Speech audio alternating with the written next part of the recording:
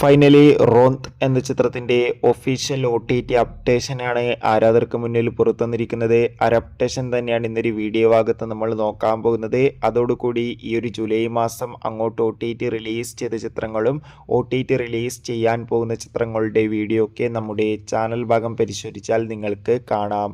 റോഷൻ മാത്യു നായകനെത്തിയ ചിത്രമായിരുന്നു റോത്ത്. എല്ലാ സിനിമാ പ്രേമികളും ഒരേപോലെ റോന്ത് എന്ന ചിത്രത്തിൻ്റെ റിലീസിനായി ഏറെ ആകാംക്ഷയോടെ കാത്തിരിക്കുകയായിരുന്നു. ചിത്രത്തിൻ്റെ റിലീസിനൊക്കെ അതിഗംഭീരമായ റെസ്പോൺസ് ആയിരുന്നു സ്വന്തമാക്കാൻ വേണ്ടി സാധിച്ചിട്ടുണ്ടായിരുന്നത്.